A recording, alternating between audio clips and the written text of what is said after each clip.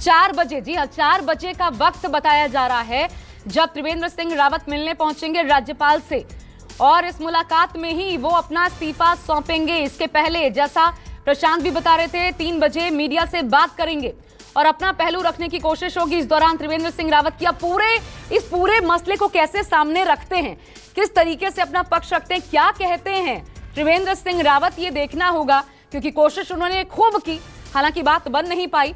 और इन सब के बीच जो सबसे बड़ी खबर और उत्तराखंड की सियासत से जुड़ी वो ये कि धन सिंह रावत जो हैं वो नए मुख्यमंत्री के तौर पर शपथ ले सकते हैं। विधायक दल की बैठक में प्रस्ताव रखा जाएगा उनके नाम पर, औपचारिकता भर जो है वो पूरी हो जाएगी।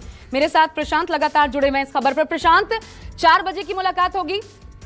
जी बिल्कुल, देखिए जो हमारे पास जो खबर आ रही है उसमें राज्यपाल भवन से 4 बजे का टाइम मिला है त्रिवेंद्र सिंह रावत को। त्रिवेंद्र सिंह रावत वहां पे जाकर अपना इस्तीफा सौंपेंगे, यह हमारे पास खबर आ रही है अंदर खाने से। हालांकि आज त्रिवेंद्र सिंह रावत सीएम हाउस में मौजूद थे और वहां पर वो लगातार मुलाकात कर रहे हैं बीजेपी के कार्यकर्ताओं के साथ में, उनके जो नजदीकी नेता हैं उनके साथ में उनकी बैठक चली है पूरी।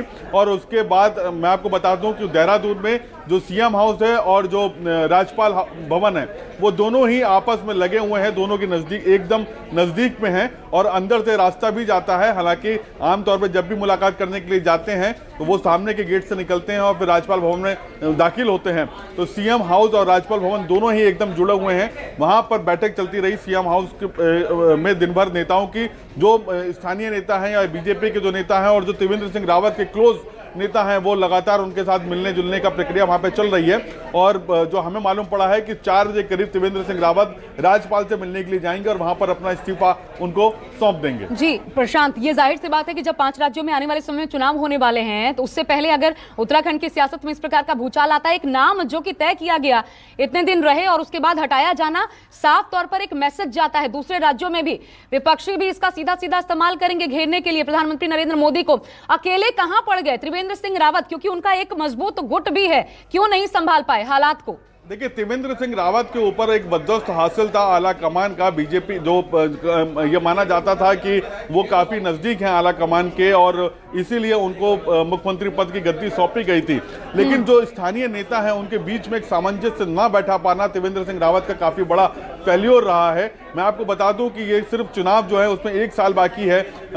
2022 मार्च के आसपास, फरवरी मार्च में चुनाव होने हैं। ऐसे में स्थानीय नेताओं का या तो वहां के बाकी के जो बड़े नेता हैं उनकी नाराजगी बीजेपी नहीं सहना चाहती थी, क्योंकि उनको ये लग रहा था कि अगर ये आपसी मतभेद अगर खत्म नहीं हुए तो बीजेपी को खासा नुकसान हो सकता है उत्तराखंड में। और कई सारे नेताओं ने बीजेपी आलाकमान के सामने ये स्पष्ट कर दिया था कि अगर मुख्यमंत्री को नहीं बदला जाएगा तो वो सब इस्तीफा दे सकते हैं। ऐसे में बीजेपी आलाकमान के पास कोई दूसरा विकल्प नहीं बचा था कि वो त्रिवेंद्र सिंह रावत को हटाएं, क्योंकि एक चुनावों के बीच में जहां पे 4 या 5 राज्यों में चुनाव हो रहे हों और उस बीच में अगर किसी बीजेपी शासित राज्य की सरकार गिर जाती है या वहां पर विद्रोह के सुर बढ़ने लगते हैं तो वो आलाकमान के लिए और मुश्किल भरा संदेश होता। इसीलिए अपने आप को बचाने के लिए आलाकमान ने मुख्यमंत्री को में बदलाव करने में ही अपनी भलाई समझी। शुक्रिया आपका प्रशांत, विस्तार से इस पर जानकारी देने के लिए। अपडेट्स लगातार हम आपसे लेते रहेंगे।